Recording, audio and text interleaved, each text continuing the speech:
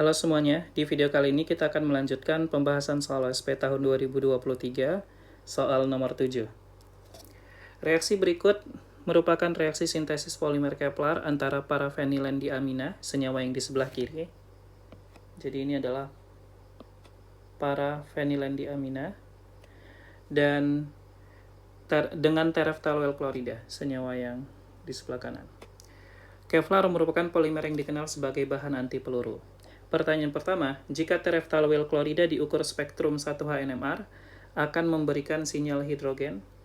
Oke, yang ditanya adalah berapa sinyal hidrogen dari tereftaloyl klorida. Jadi kita tuliskan dulu hidrogen itu ada di sini, kemudian ada di sini, di sini, di sini.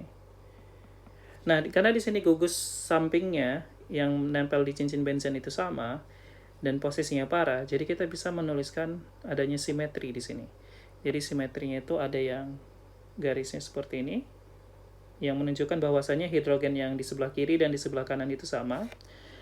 Kemudian ada garis simetri yang seperti ini, yang menunjukkan hidrogen yang di atas dan yang di bawah itu sama. Sehingga semua hidrogen itu sama, lingkungan kimianya sama ya.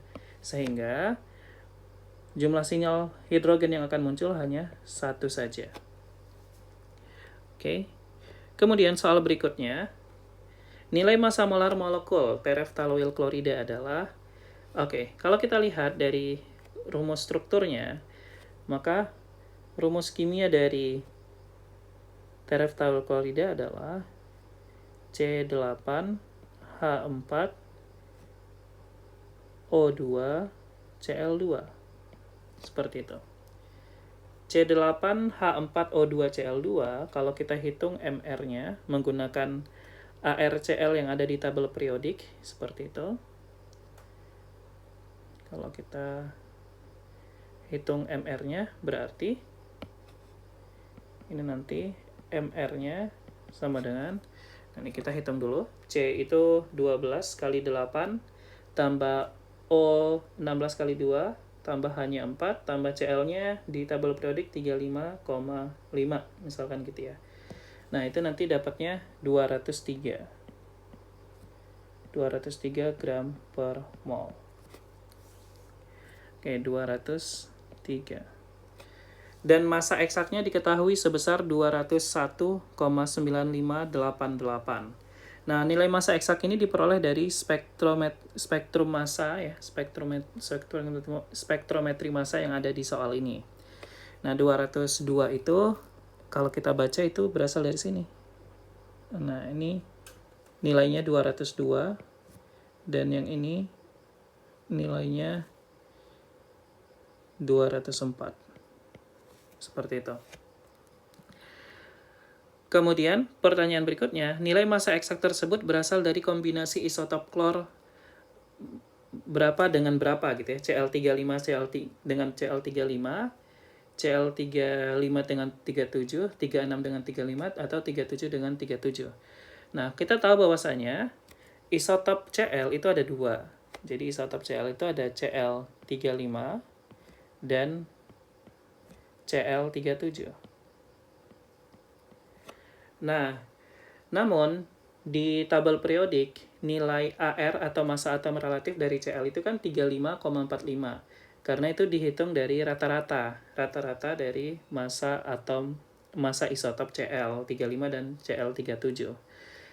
Tapi kalau kita mau menghitung kombinasinya ya, kalau misalkan Cl yang ada di dalam tereftaloyl klorida itu dua-duanya adalah Cl35 misalkan.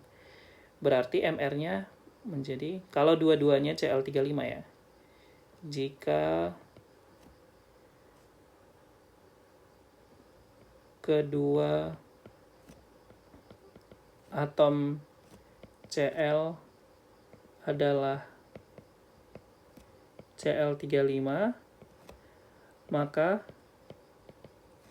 kalau kita hitung lagi MR dari C8H4O2Cl2, maka kita hitung hasilnya adalah 8 kali 12 tambah 4 kali 1 tambah 16 kali 2 tambah 35 dikali 2. Ini kalau kita hitung, hasilnya adalah 202. Nah, nilainya ini mendekati nilai massa eksaknya, yaitu 201,9588. Jadi, kombinasinya adalah isotop Cl35 dengan Cl35. Nah, kalau misalkan keduanya adalah Cl37 gitu ya. Misal keduanya adalah Cl37, maka kalau kita hitung MR-nya 8 kali 12 tambah 4 kali 1 tambah 16 kali 2 tambah 35 kali 37 dikali 2. Nah, ini jadi hasilnya 206. Gitu kan ya. Jadi kalau bisa kita simpulkan seperti ini. Kalau keduanya adalah Cl37, ada 2 buah Cl37, MR-nya 206. Kalau kombinasinya keduanya Cl35, MR-nya 202. Kalau kombinasinya satu buah Cl35 dan satu buah Cl37, maka MR-nya adalah 204. Gitu ya. Makanya di sini ada garis 202, 206, 202, 204, dan di sini juga ada 206, walaupun kecil ya. Seperti itu. Jadi jawabannya, nilai massa eksak tersebut berasal dari kombinasi isotop klor Cl35 dan Cl35. Oke, seperti itu. Kemudian, pertanyaan selanjutnya, puncak basis atau base peak spektrum tersebut berada pada M per Z sama dengan, base peak itu adalah puncak dengan intensitas relatif yang paling tinggi. Jadi ini adalah base peak-nya itu yang ini. Jadi base peak. Oke, itu jawabannya ya. Kalau kita lihat berapa nilai base peak-nya? Ini 162, 164, 166, berarti di tengahnya 167. Oke, dengan M per Z 167.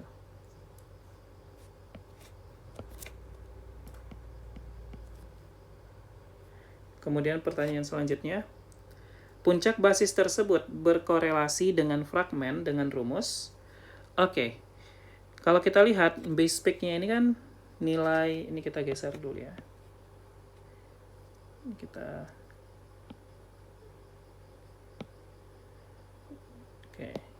geser ke sini. Oke, kalau kita lihat, ini kita hapus dulu. Jadi tadi kita punya puncak di sini nilainya 202. Ini 202. Kemudian base peak-nya 167. Jadi kalau kita lihat selisih dari base peak sampai 202 sampai sini. Sebentar, kita buat garis yang lebih rapi.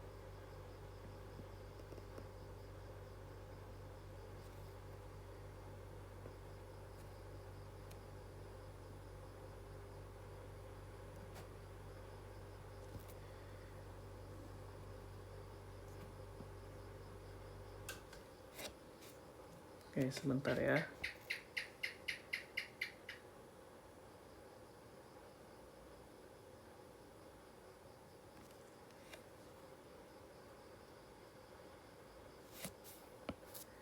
Oke, kita tarik garis ke sini dari 202 sampai ke sini.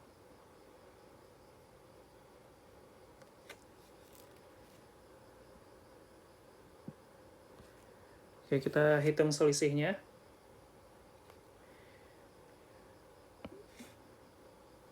Jadi tadi 202, kemudian 167, berarti selisihnya adalah 35 ya. 202 dikurang 167 itu berkurang sebanyak 35.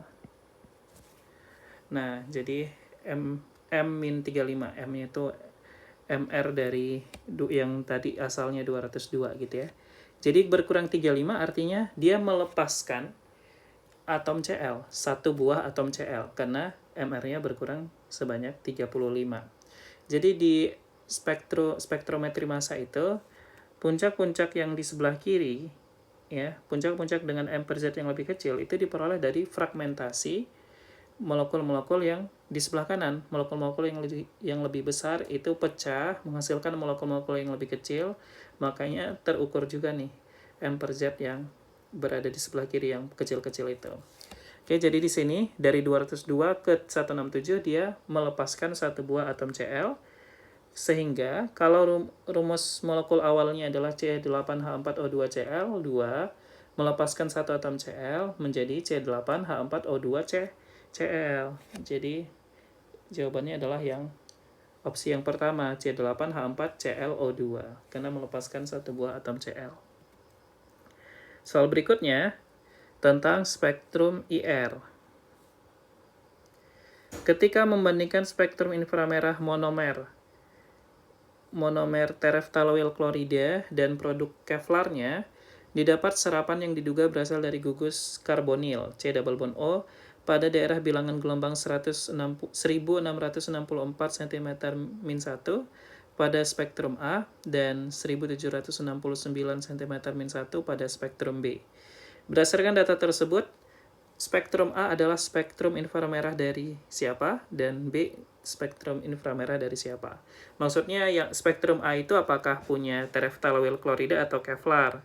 Yang B juga sama gitu ya antara keduanya. Maka kita lihat dulu nih, apa yang membedakan gugus karbonil dari tereftaloil klorida dan Kevlar. Ini kita hapus terlebih dahulu. Nah, kalau kita lihat, gugus karbonil dari tereftaloil klorida itu berasal dari gugus fungsi asil klorida. Sedangkan gugus karbonil dari Kevlar itu berasal dari amida. Nah, seperti itu. Ini berasal dari amida, sedangkan yang satunya tereftaloil klorida itu berasal dari asil klorida. Kalau kita lihat di data bilangan gelombang IR, ini kita lihat langsung di buku gitu ya. Nah, ini adalah data bilangan gelombang dari beberapa gugus karbonil. Jadi kalau senyawa yang mengandung gugus karbonil itu ada banyak ya, ada asam anhidrida, asam klorida, acid chloride atau asil klorida, ada ester, aldehid, keton, karboksilik acid, dan amida. Nah, kalau dia asil klorida itu bilangan gelombangnya di sekitar 1790 ya, di sekitaran situ. Sedangkan kalau amida itu 1650-an. Jadi, kalau kita lihat lagi data yang ada di soal, di situ berarti yang 1664 ini berasal dari amida, sedangkan 1769 ini lebih dekat ke asil klorida. Nah, kalau kita lihat spektrum A karena dia amida berarti itu berasal dari Kevlar, karena Kevlar gugus fungsinya adalah amida. Sedangkan spektrum B itu kan asil klorida, itu merupakan gugus fungsi dari tereftaloil klorida. Jadi spektrum B berasal dari tereftaloil klorida. Seperti itu caranya. Oke. Sekian untuk video kali ini. Soalnya cukup singkat ya, hanya sampai sini saja. Sampai bertemu di video selanjutnya. Assalamualaikum warahmatullahi wabarakatuh.